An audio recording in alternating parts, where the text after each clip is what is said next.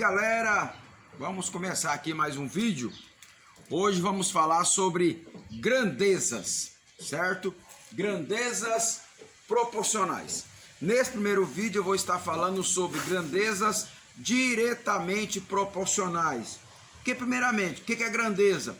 Grandezas são valores, tá? São números, são algumas referências, tá? O que são proporcionais? Quando eu comparo duas grandezas, dois valores, no modo que se uma aumenta e a outra aumenta na mesma proporção, por isso que fala proporcional, certo? Falamos que são grandezas diretamente proporcional. Agora, se eu aumentar uma coisa e a outra diminuir na mesma proporção, falamos que são grandezas inversamente proporcional. Aqui nesse exemplo eu vou falar sobre grandezas diretamente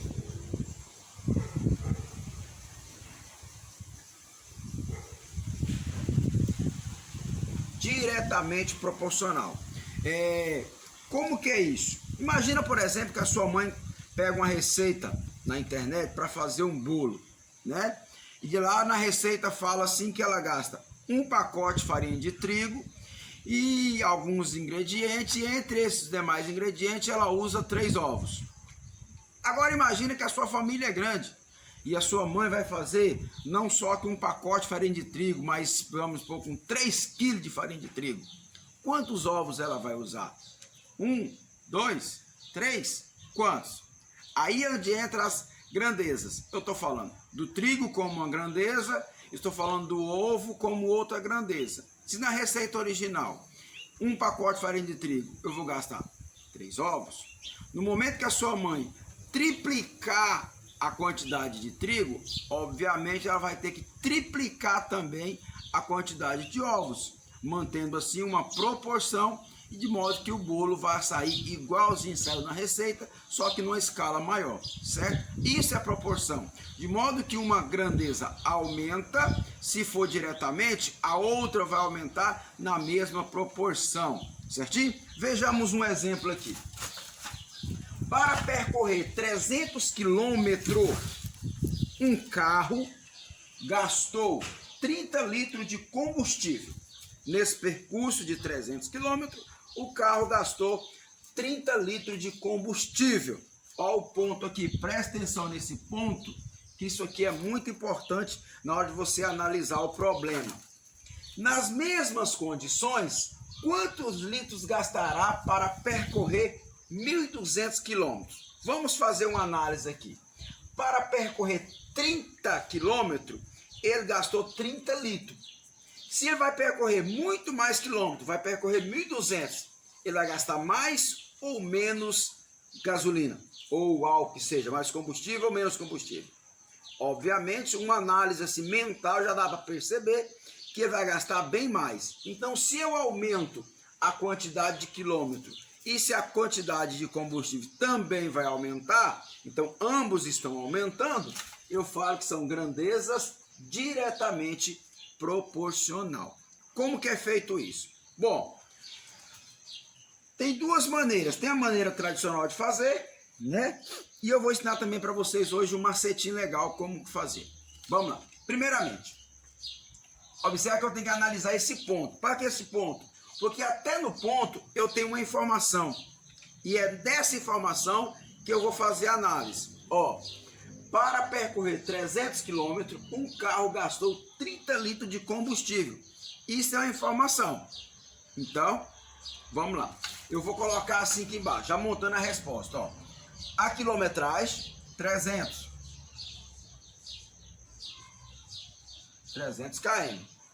Os litros, aqui na frente, 30 litros. Não esqueça de colocar isso aqui, ó. É muito importante, tá bom? Então veja só, 300 quilômetros, ele gastou 30 litros. Agora que vai vir a pergunta para fazer a proporção, logo depois do ponto. Por isso que o ponto é importante. Ó, nas mesmas condições, quantos litros gastará para percorrer 1.200 quilômetros? Ó, 1.200 o quê? Quilômetro. Então esse valor aqui você vai colocar debaixo do que tem quilômetro aqui também. tá? Se você colocar de lá vai dar errado. Então, 1.200 quilômetros, você coloca bem aqui, ó, 1.200 quilômetros. E os litros? É justamente o que está perguntando, ó, nas mesmas condições, quantos litros? Aí você coloca uma letra, né? Pode ser o X, o Y, a letra do seu nome, o que você quiser, né? Como eu chamo Marcos, eu vou colocar M aqui, né? M de Marcos. Ou pode colocar L de litros, ou pode colocar apenas um X. A letra é a que você quiser, beleza? Agora, como que eu vou resolver isso aqui? Observe o seguinte, aqui eu tenho 2 números, aqui eu tenho um número e uma letra, certo? Aqui vai fazer aqui, pessoal, uma multiplicação em forma de cruz. Toda vez que for diretamente, você faz uma multiplicação em forma de cruz, tá? Você vai pegar esse número de lá, multiplicar com esse, e esse multiplicar com a letra. Aí, como letra não multiplica, você deixa ela sempre por último, certo? Aí você vai fazer o seguinte, ó. Esse vai multiplicar por esse. Esse número aqui com esse multiplica, certo? Então vai ficar assim, ó. 1.200 vezes 30 vai dar 36.000, certo? Esse de cá,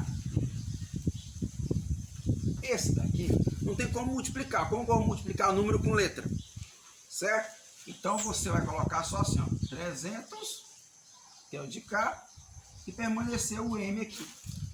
3.600 igual a 300M. Não tem como multiplicar, você para só assim, beleza? Vou passar para cá, ó, para ficar melhor para entender. Só para ficar melhor a pronúncia, eu vou colocar essa sentença aqui primeiro, tá? Não altera nada, pessoal, só para entender mesmo. Então, vou colocar aqui, ó, 300M igual a 1.200 não, desculpa. Igual a 36.000. Agora, como que eu vou chegar nos litros que estou procurando? Que eu coloquei foi um M aqui. Eu vou tirar esse 300 daqui, ó, vou tirar ele daqui e vou colocar ele aqui de baixo, ó.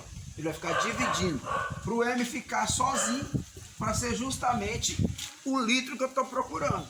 Tiro o 300 daqui e vai ficar aqui, ó, 3.600 ou 36.000. Esse 300 que eu tirei daqui, eu coloco embaixo aqui, ó. 300, certo? Então a quantidade de litro vai ser igual. Uma coisa que eu expliquei na sala para vocês é o seguinte: você, quando tem zero em cima, você pode cortar, ó. Sobrou apenas, ó, 3.360 dividido por 3. Ou seja, o M é igual a 120. 120 o quê? O que eu estou procurando aqui? A casa dos litros. Então, 120 litros. Certo? 120 litros. Beleza?